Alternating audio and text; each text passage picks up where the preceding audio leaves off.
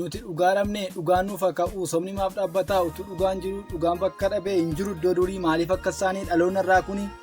irra yemmuu laallu walitti kolfinee keessa keenyaan immoo jibba babal'ifne kan dhugaa finaafu tokkoyyuu nan dhabee burqaa dhugaa cufu baay'eetutti fiigee dhugaarra ejjechuuf nuti maaliif fiinnaa aarsaatti ta'anii ergamoonni gooftaa wareegamaan dhufee akkasumaan miti dhiigaan mallattaa'ee macca hundumaa fi irra ejjechuuf fiinnaa miila ol fudhannee wanta aduu gadii kana caalchifanne.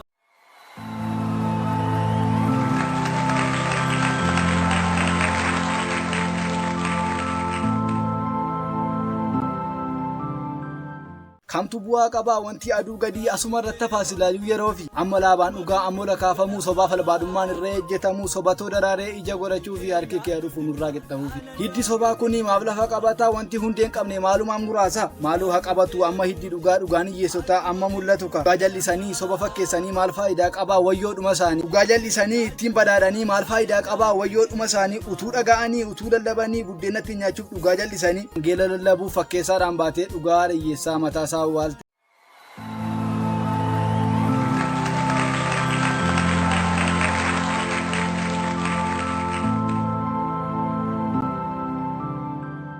lallabne malee nutirraanye malee iddooma bodhannu nu maalii wallaalle gaal kaamna jennee afaaniin dubbannee keessa keenyaan immoo summii walitti torre barri tokko dhufaa barri calalamuu hundumti kun fiigee mirga abbaa hin galu yeroo nu mijatu waaqayyoon faarfannee yeroo hin mijanne ormootaaf sagannee iji qajeelotaa amma dhaga'amuu galmeen isaanii amma dubbifamuu namni tokko amma mee dhugaa finaa fi mee ka'ii dammaqi akka Phexros faa akka Isxifaanos faa mee wareegi eephoof jecharra baan amma kan madooftee dhugaa koo dhokatee eessa naqaa jettee atobsitee jennaan aduun tokkoon ba'aa warra kan isaa inni ulfinaa mul'isa.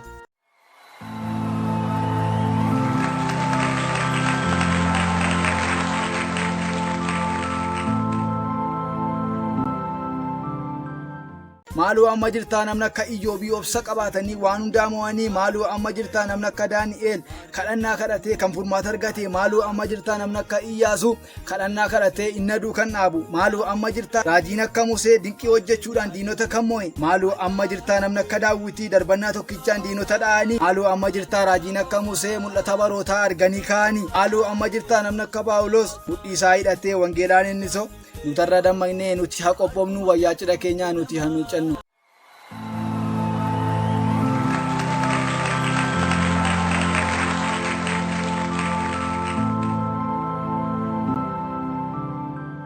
Ankalee sadisi hincaala kan borii gagabbannee bullaa ijoollee Yesuusii ogummaa hubannaa argachuudhaaf dhimmi ogummaa naaf kenni akka Solomoonii jedhiitii kadhadhuu siif kenna gooftichi jedhiitii kadhadhuu waaqayyoo kee ati amanii kadhadhuu siif kenna gooftichi ati naaf siskee koo ati gaachana koo jedheera Daawwitii gooftaa isaatiin innoo gooftaa Yesuus irraa qarshii jaallatanii hincaala jedhanii waaqolii tolfamaa jarri ol kaasanii gooftaa Yesuus irraa qarshii caalchifatee dhuma isaarratti inni ofiin of gaagure waa meeqatti ba'uu gooftaan si haa horsuu sammuu keessaa fuudhee seexana haa joorsu horii jaallachuurraa gooftaa kee jaalladhu horii tan malaaltu si duukaa hin deemuu kan si wajjin ba'uu Yerusaalemitti ilma waaqayyooti hin gadhiisinati.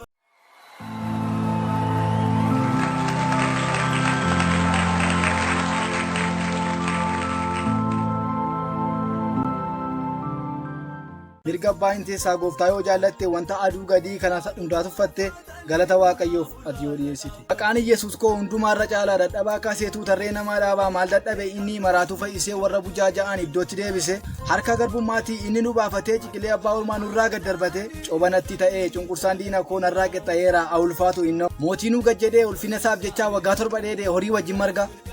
maal ajaa'ibaa kanumti Yesuus koo anarra baay'ataa galanni isaa kunoo jaamummaadhaan qabee jarreen diinota koo Yesuus qaanesseera haa ulfaatu innoo kunoo diinonni koo amma dhumaniiru boojuu gurree gallee maqaan isaa ulfaatu har'as baay'ee jira namni akka Daawwitii gooftaa wajjin ta'ee diina kan dha'anii silaa diinni keenya caccabsee nu nyaataa kalaadaa isaa dha'ee masiinni jiraatan du'a keenya eeguu booladuuf qofoodhu karaatti hambisee caaffata dhugaatu waa'ee keetiif jecha sagantaa qopheessu si ajjeesuuf jecha du'a kee murteessu dudduubaan si tolee sumatti kokkolfee salphina kee deessaa si duuba deebi'ee dabarsee sillaatu inni diina keetti maaf kiyyoo tartaru uftaan nu wajjin yeelloo itti uffisee jarreen diina kootti burraannee faarfannaa ijoollee Yesuusi utuu siin hin taane silaa badee nafaasituu ol lakaase iddoon kufee sanaa.